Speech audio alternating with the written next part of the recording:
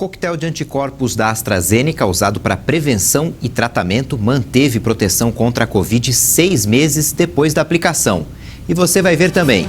Os Estados Unidos querem produzir mais de 1 bilhão de doses de vacinas contra a Covid por ano. Enchentes provocaram destruição e causaram pelo menos 4 mortes no Egito. A mensalidade escolar pode aumentar mais de 12% no ano que vem. Tem também dicas para usar melhor o 13º.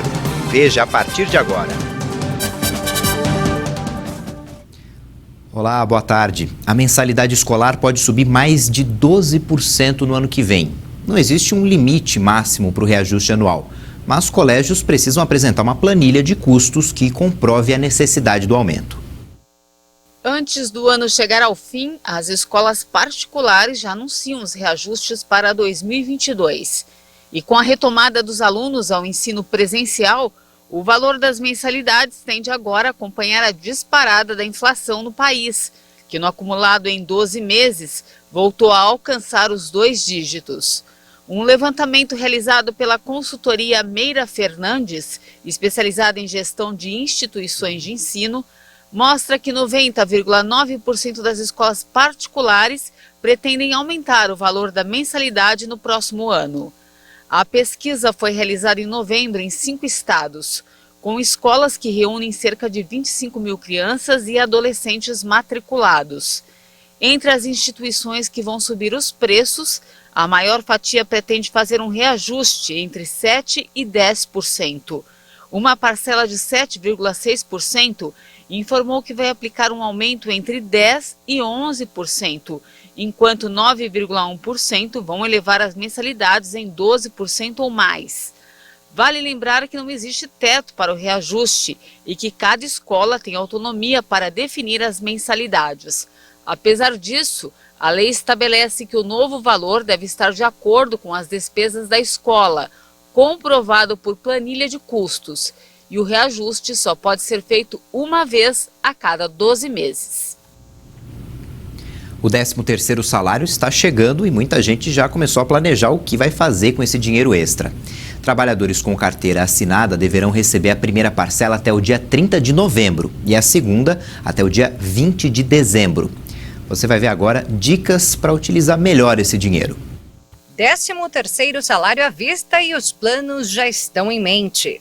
Costumo geralmente usar para viajar. Talvez eu vá fazer alguma coisa em relação à compra de Natal mesmo. Praticamente para pagar dívida, né? É só para que a gente usa, né? Dívidas, contas, compras. São esses os destinos do dinheiro extra para a maioria das pessoas, como mostra um levantamento. Segundo uma pesquisa encomendada pela Confederação Nacional dos Dirigentes Lojistas em parceria com o Serviço de Proteção ao Crédito, 3 em cada 5 brasileiros devem gastar o 13º salário com compras e comemorações de fim de ano. 16% disseram que vão pagar impostos. Outros 16% disseram que vão pagar aquelas dívidas em atraso. E 34%, acredite, falaram que vão conseguir poupar esse dinheiro. Hoje as pessoas estão mais preocupadas em poupar dinheiro, afinal de contas, a gente teve muito desemprego, a gente teve muitas pessoas que perderam ou fecharam os seus negócios e a falta da reserva, com certeza acometeu muito esse pensamento e essa vontade de fazer mais educação financeira. Para quem consegue poupar, o momento é perfeito. Tem que guardar, né? Vai gastar depois. Vai gastar depois, vai guardar agora. Vai guardar, fazer uma reserva? Isso, fazer uma reserva, exatamente, é uma reserva. Mas nem todo mundo tem a sorte deste casal. Para quem não pode, o ideal é dar outro destino ao 13º, como explica a educadora financeira. Ele, na verdade, é uma renda extra, uma renda pontual, porém, não é tão extra igual muitas pessoas pensam. Recebi esse dinheiro, então vou gastar como eu quiser. Porque, na verdade, logo quando a gente vira ali o ano, até em janeiro, nós temos quem? Os gastos extras. Então, o ideal seria a gente casar, né, a renda extra com os gastos extras. IPTU, IPVA, outros débitos de veículos, matrícula, material escolar e por aí vai. Segundo Kelly Ribeiro, esse é o foco. O resto precisa ser planejado ao longo do ano. Dívida, reserva e objetivo, a gente absorve como? É no nosso controle financeiro mensal. É assim que a gente faz. Então, eu já separo um valor para minhas dívidas ao longo do ano, eu já separo um valor para minha reserva ao longo do ano e para os meus objetivos. Então, quando tem uma renda extra, é para gasto extra. Dinheiro extra que todos os trabalhadores formais, inclusive os temporários, têm o direito de receber em uma ou duas parcelas. Sendo uma única parcela até o dia 20 de dezembro. Isso está na lei. Agora, sendo em até duas parcelas, e quem escolhe isso é o empregador, a primeira parcela entre os meses de fevereiro e novembro, e a segunda parcela até o dia 20 de dezembro. O 13º deve ser calculado com base no salário, somado a todos os outros ganhos do trabalhador. Aquilo que tem natureza salarial entra para cálculo. Então, horas extras são um grande exemplo. Então, eu acabo computando e vira para o base de cálculo. E mais, como a base de cálculo é, inclusive, a remuneração, comissões, gorjetas também entram nesse cálculo. Durante a pandemia, o Programa Emergencial de Manutenção do Emprego e da Renda autorizou a redução de salários e jornadas e até a suspensão de contratos. E hoje a grande questão é se para quem teve de aderir ao programa, todos os meses do ano devem ser computados no cálculo do 13º ou não. Para quem teve a suspensão, aí não computa. Mas para quem teve a redução proporcional da jornada e do salário, aí computa normalmente. Então, quer dizer, as pessoas que tiveram o contrato suspenso por 6 meses ao longo de um ano vão receber um 13º proporcional a 6 meses? Exato. Mas quem teve a redução de salário e jornada também pode sofrer prejuízos. Alguns dizem, como no meu caso, que o empregador tem que pagar integralmente. Outros dizem que não, que eu tenho que levar em conta esta redução para fim do cálculo do 13º. Por quê? Porque entre os meses de fevereiro e novembro, a concessão da metade leva em conta o mês anterior. E, naturalmente, dezembro leva em questão em dezembro. Então, eu analiso aquele momento do contrato ou eu analiso o entendimento mais favorável ao trabalhador. Esse é um debate, essa é uma discussão que se coloca. A Caixa Econômica Federal liberou hoje para saques e transferências a 7ª e última parcela do auxílio emergencial para os nascidos no mês de novembro. E hoje também tem a segunda rodada do pagamento do Auxílio Brasil. Recebem hoje os beneficiários que têm o número de identificação social NIS, final 2. Os Estados Unidos pretendem produzir mais de 1 bilhão de doses de vacinas contra a Covid por ano a partir de 2022. Os imunizantes serão produzidos a partir da tecnologia mRNA para enfrentar a pandemia da Covid-19 e ameaças futuras. Para isso, a Secretaria de Saúde do país está solicitando o interesse de empresas que tenham experiência na fabricação de vacinas desse tipo. Além de fornecer mais doses para a população americana, o plano deve permitir que os Estados Unidos ajudem outras nações necessitadas. Washington enviou 250 milhões de doses para 110 países de forma gratuita. De acordo com a coordenação de pandemia da Casa Branca, o programa também vai ajudar a produzir doses de imunizantes no período de 6 a 9 meses após a identificação de um futuro patógeno. Os Estados Unidos são o país que mais perderam vidas para o novo coronavírus do que qualquer outra nação global. Ao todo, mais de 760 mil pessoas morreram até o momento e a média móvel diária de óbitos supera a marca de 1.000 diariamente. Começa nesse sábado a campanha de mega vacinação contra a Covid-19. A ação busca atingir o público que ainda não completou o esquema vacinal com a segunda dose. Até o dia 26, o Ministério da Saúde vai promover diversos eventos nas cidades do Rio de Janeiro, São Paulo, Manaus, Curitiba, Salvador e Brasília. A campanha nacional de mega vacinação contra a Covid-19 quer despertar o público para a importância de completar a imunização. São mais de 21 milhões de brasileiros que ainda não tomaram a segunda dose da vacina. A campanha tem como slogan "Proteção pela metade não é proteção". E para dar visibilidade à ação, o ministro Marcelo Queiroga vai participar da iniciativa no Rio de Janeiro. A ação também pretende incentivar as pessoas que estão aptas a tomar a dose de reforço. cerca de 9.300.000 pessoas podem tomar a terceira dose, que, segundo o Ministério da Saúde, já está disponível para a população. A vacinação com a terceira dose contra a Covid-19 para maiores de 18 anos começou hoje em 8 capitais: São Paulo, Porto Alegre, Goiânia, Campo Grande, Maceió, São Luís, Belém e Palmas. Já estão vacinando as pessoas que tinham completado a imunização há pelo menos 5 meses.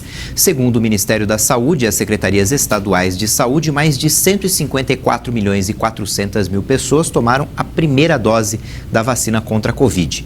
Isso representa 73% dos brasileiros. 126.900.000 tomaram a segunda dose ou dose única, o que representa 59% dos brasileiros, e a dose de reforço já foi aplicada em mais de 12.800.000 pessoas, 6% da população.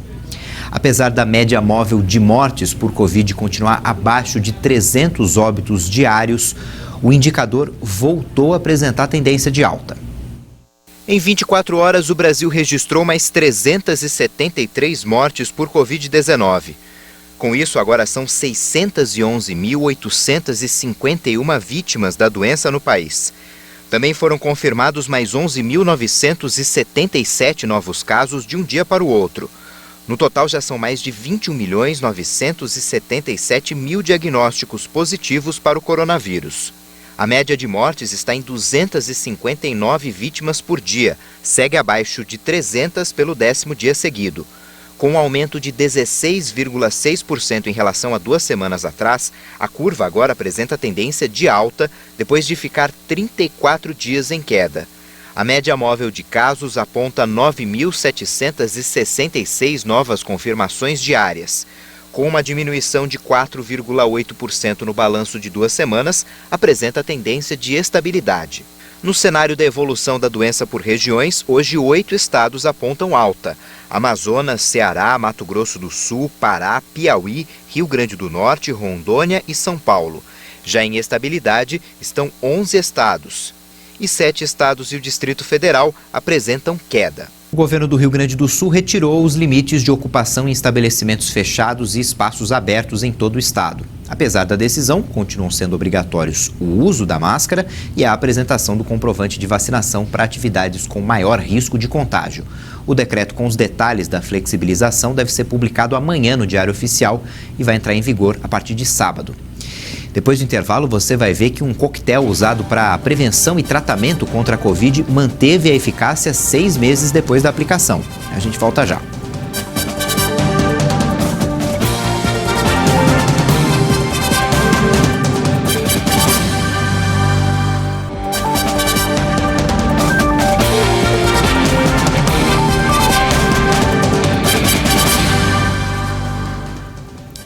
Estamos de volta a 1h17, quase 1h18 no horário de Brasília.